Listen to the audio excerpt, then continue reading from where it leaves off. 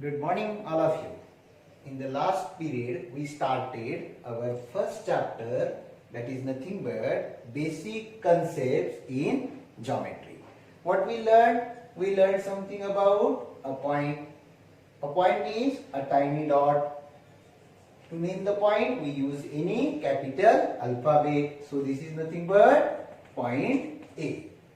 We also learned something about line segment. Very good. So this is the figure of a line segment.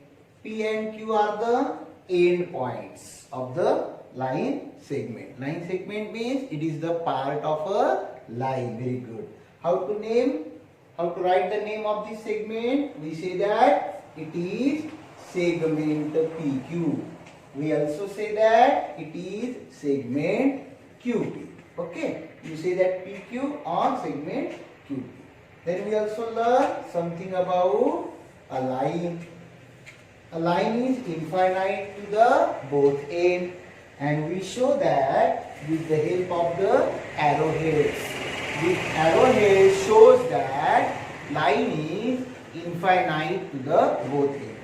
We can write the name of line by two ways.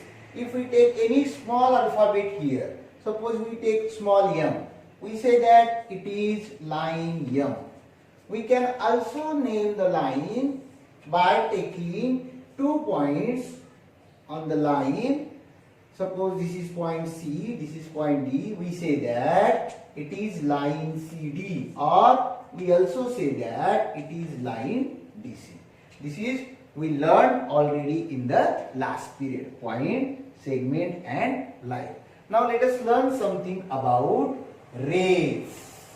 The next concept of geometry, that is nothing but the rays. In Marathi we say that kirana. Sun rays, we heard the word sun rays. You know that this is the sun, and many rays starting from the sun goes forward continuously in the different directions. But sun is the origin of all these rays. So what is my ray? A ray starting from any point, that is the origin. That is the origin. And it goes forward continuously in the same direction. It goes forward continuously in the same direction. So this is the figure of ray. Now this is the origin, and this arrowhead shows that the ray is infinite to that direction. How to write the name? Take any point here. This is the origin. Suppose this is the point S. Take any point at the arrowhead. Suppose this is the point T. The name of this ray is, it is nothing but ray ST. It is the ray ST. We cannot say it is ray TS. We cannot say. आपण असं म्हणू शकत नाही. TS नाही आहे. It is the ray ST. To write the name of the ray, first of all, write the name of the point of the origin. In this ray, point S is the origin. Point S is the origin. Point S is the origin. Now what is the definition of the ray? A ray means it start from one point and goes forward continuously in the same direction. It is also the part of the line. So take down these, draw the figure of ray and write the name of the ray, and write this sentence, point S is the origin. Take the screenshot and take down. Now let us learn something about another concept. That is nothing but concurrent lines. Which lines are said to be concurrent lines?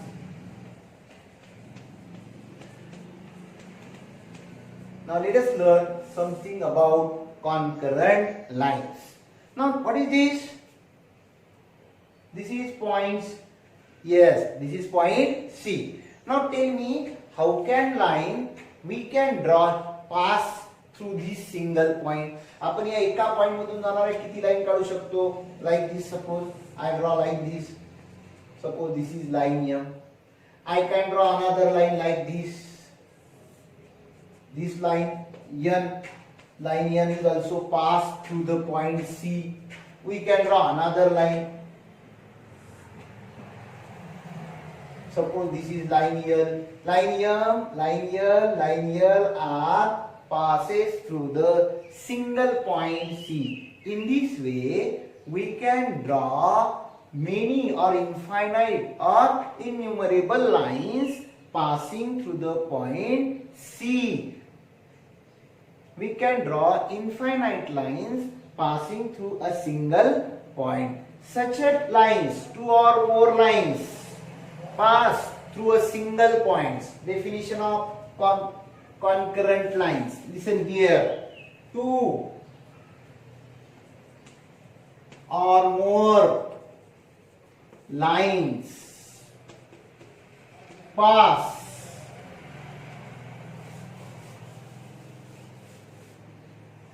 through a single point. Pass through a single point are known as concurrent lines. So do you know? Are known as concurrent lines. Here line M, L, N are line M, line L and line N are concurrent lines. Why they are concurrent lines? Because according to definition, two or more.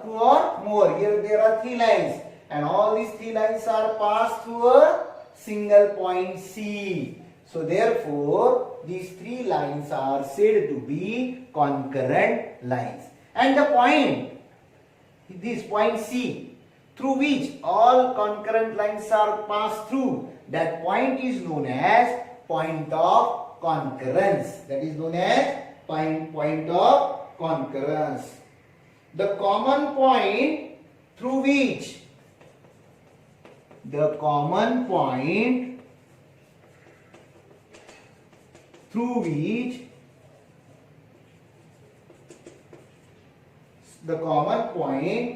which concurrent lines pass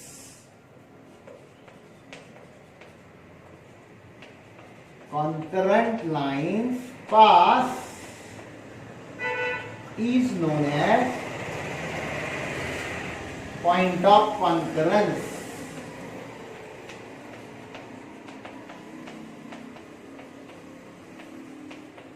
Is known as point of concurrence. So here boys, point C is nothing but the point of concurrence. Listen here, point of concurrence. Point C is the point of concurrence.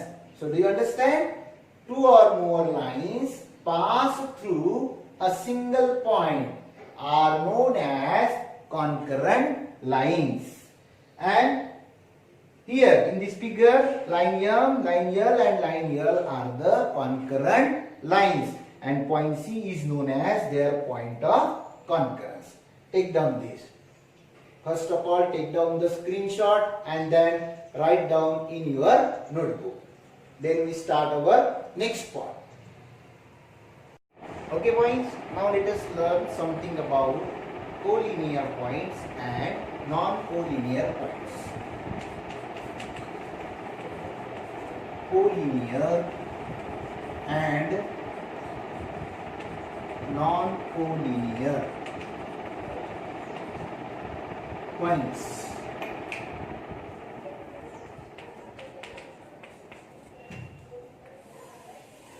Now see what is meant by collinear points and what is meant by non-collinear points. Suppose I take 2 points here. This is point A and this is point B. There are 2 points on the blackboard. Now with the help of the ruler, if we can draw a line that pass through these two distinct points. Here, this is line L. What we observe here, line L is passed through the point A and point B. Can we draw another line that pass through these two different points? No, we cannot draw another line that pass through these two distinct points. So from this, we know that one and only one line. It is important. One and only one line. One and only one line can be drawn. Can be drawn.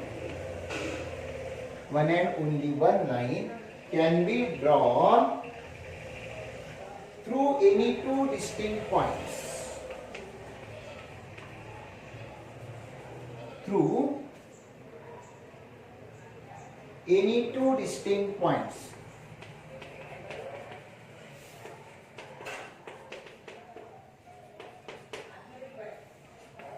Is it clear? Two distinct points. From the two distinct points, we can draw one and only one line that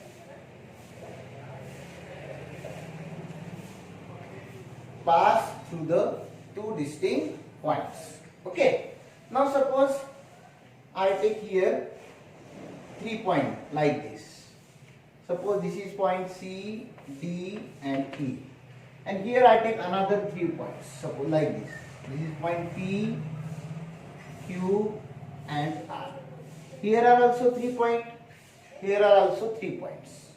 Now see, here we can draw a single straight line that pass through these 3 points. This is line M. Point C, point D and point E lie on the same single straight line M.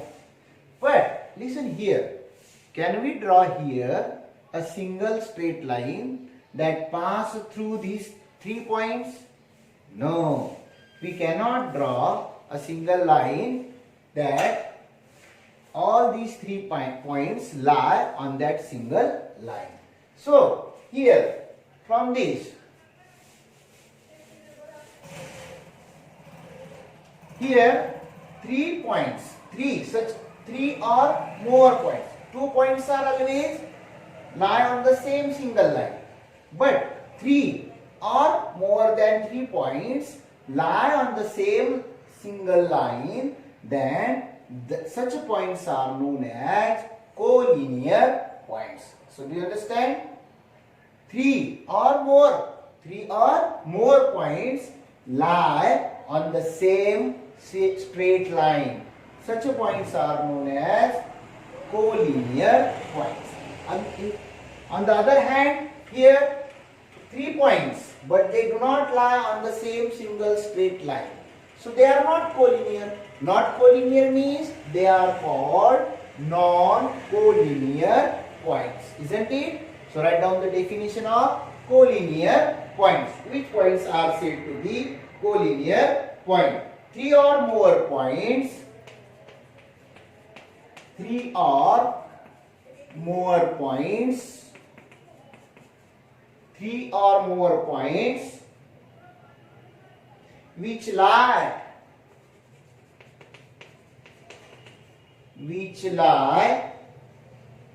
on a single straight line. On a single straight line are called collinear points. Then draw this figure. Here point C, point D and point E lie on the single line. So they are collinear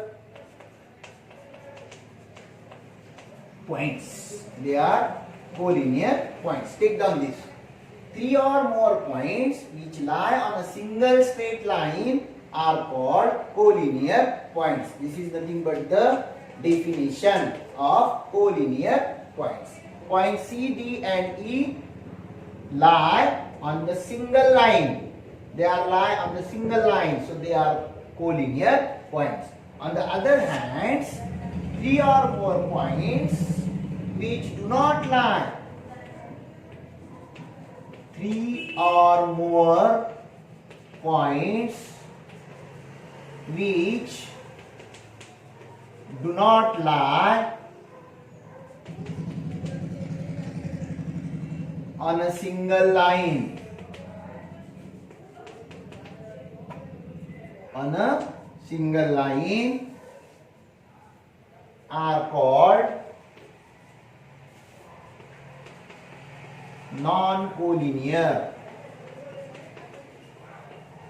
points. Point P, Q, R.